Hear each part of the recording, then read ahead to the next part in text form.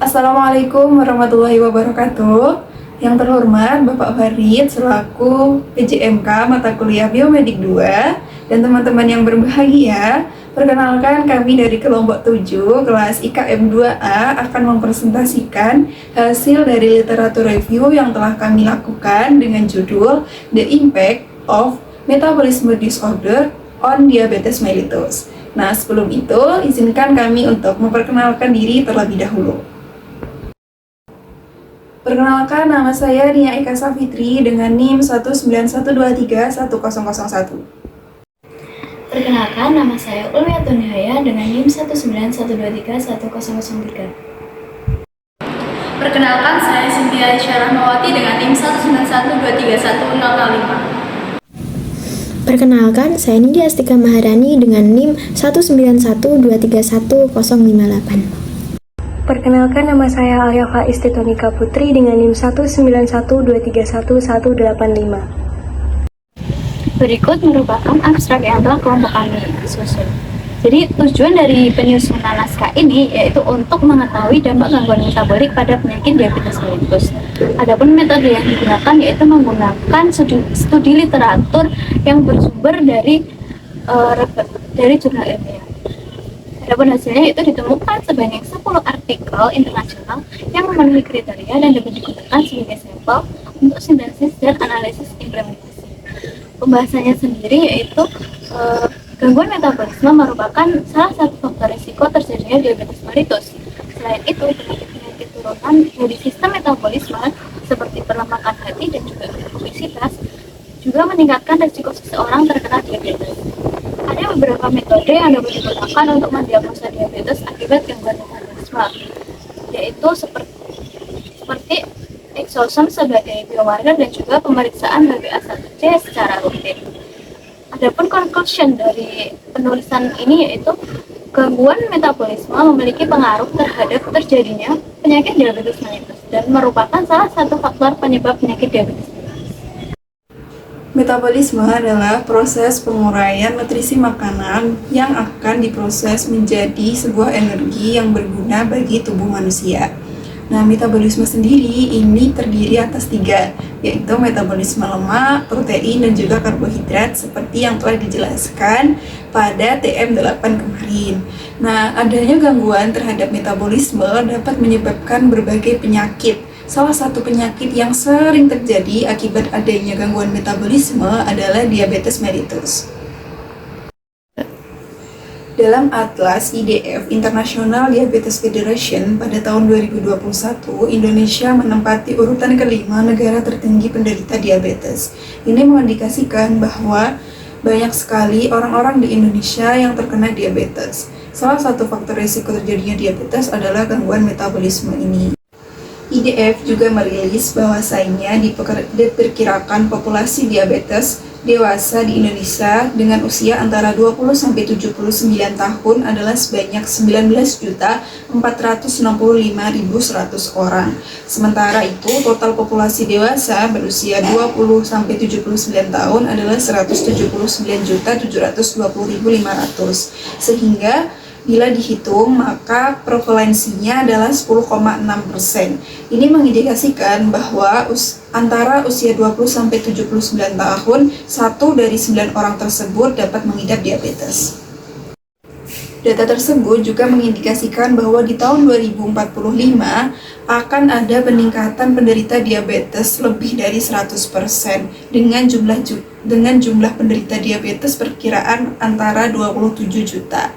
Ini mengindikasikan bahwasanya diabetes ini merupakan penyakit tidak menular yang sangat-sangat beresiko khususnya bagi masyarakat Indonesia. Untuk itu, kami meneliti atau mencari literatur review yang berkaitan dengan gangguan metabolisme dan diabetes mellitus ini agar kami dapat memberikan kontribusi untuk masyarakat agar mereka dapat menangani penyakit diabetes ini lebih baik lagi dan mencari strategi bagaimana prevalensi dari penyakit diabetes ini dapat menurun di masa depan. Baik, yang selanjutnya yaitu metode. Jadi penelitian ini dilakukan dengan metode studi literatur dengan referensi dari jurnal ilmiah. Jadi banyaknya jurnal ilmiah yang ditelusuri oleh para peneliti, mereka menemukan sejumlah 6 jurnal yang relevan dengan topik yang dibahas. Pencarian jurnal ini dilakukan pada satu situs pencarian jurnal yaitu PubMed. Dilakukan dengan memasukkan kata kunci yaitu metabolic disorders dan juga diabetes mellitus. Menurut WHO, diabetes mellitus ini didefinisikan sebagai penyakit atau kelainan metabolisme kronis dengan berbagai etiologi yang ditandai dengan tingginya kadar gula darah, disertai dengan gangguan metabolisme karbohidrat, lipid, dan protein sebagai akibat dari insufisiensi fungsi insulin. Nah, salah satu upaya yang dapat dilakukan untuk menurunkan kadar gula darah pada penderita diabetes mellitus ini adalah dengan mencapai status gizi yang baik, di mana terdapat takaran yang dibutuhkan oleh setiap tubuh agar gizi dapat seimbang. Dalam penelitian yang dilakukan oleh Goyal dan kawan-kawan pada tahun 2022, sindrom metabolik merupakan salah satu prediktor penyakit diabetes mellitus, di mana penyebab dari sindrom metabolisme ini berkaitan dengan kurangnya aktivitas fisik. Kurangnya aktivitas fisik dan pola makan yang tidak sehat ini diduga menjadi faktor penyebab berkembangnya sindrom metabolisme. Nah, diperkirakan 1 dari 5 orang dewasa di seluruh dunia tidak aktif secara fisik. Nah, seperti yang sudah dijelaskan oleh rekan saya tadi, bahwasanya diabetes mellitus merupakan salah satu penyakit yang disebabkan oleh gangguan metabolisme dan berhubungan, keduanya saling berhubungan. Nah, ternyata gangguan metabolisme juga merupakan salah satu faktor resiko dari terjadinya diabetes mellitus.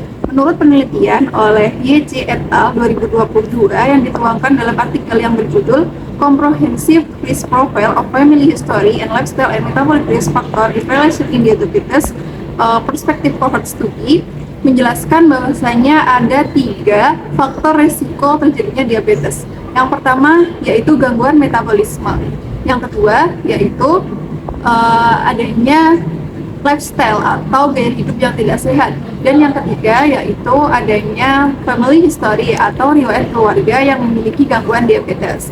Nah, dari ketiga faktor ini, apabila salah seseorang memiliki tiga-tiganya, maka faktor resiko atau resiko seseorang itu terkena diabetes semakin kuat juga. Nah, selain daripada itu, ada juga gangguan metabolisme lain seperti penyakit hati atau lemak hati yang diakibatkan oleh metabolisme atau MAFLD. Ini juga dapat memperparah seseorang terkena resiko diabetes. Baik, selanjutnya adalah riset dari pengaruh sindrom metabolik dari orang tua terhadap keturunannya. Berdasarkan penelitian yang telah dilakukan, menunjukkan bahwa kolesterol HDL yang tidak normal adalah komponen sindrom metabolik yang sering terjadi, sedangkan peningkatan trigliserida adalah komponen sindrom metabolik yang jarang terjadi. Di sisi lain, sindrom metabolik pada orang tua memiliki kaitan yang sangat erat dengan pasien diabetes mellitus tipe 1, sehingga dapat disimpulkan bahwa anak yang orang tuanya memiliki riwayat sindrom metabolik memiliki risiko yang lebih tinggi dibandingkan dengan anak yang orang tuanya tidak memiliki riwayat sindrom metabolik. Baik, yang selanjutnya adalah kadar asam amino rantai cabang terhadap dislipidemia pada penderita diabetes mellitus tipe 2. BCAA atau asam amino rantai cabang memiliki peran yang penting dalam metabolisme lipid dan dislipidemia metabolik pada penderita diabetes mellitus tipe 2.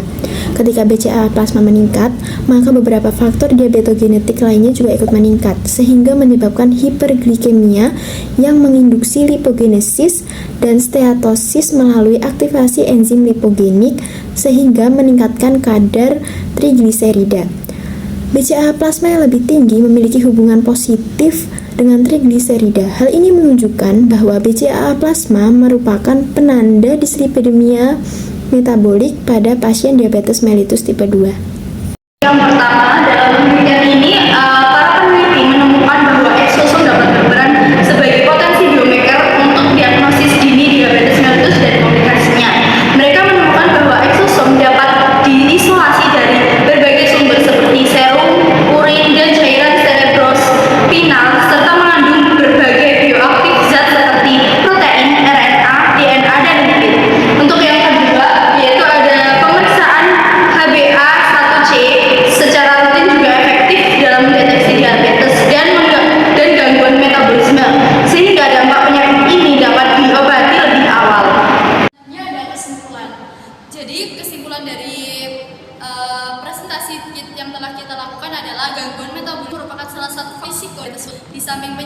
bawaan lainnya, sistem seperti perkembangan hati dan obesitas juga meningkatkan risiko seseorang mengembangkan diabetes. Ada beberapa metode yang bisa dilakukan untuk mendiagnosis diabetes karena gangguan metabolisme seperti exosome sebagai biomarker dan juga pemeriksaan rutin HbA1c. Penelitian ini menunjukkan pentingnya menjaga pola makan yang sehat dan gaya hidup untuk mencegah diabetes dan komplikasi.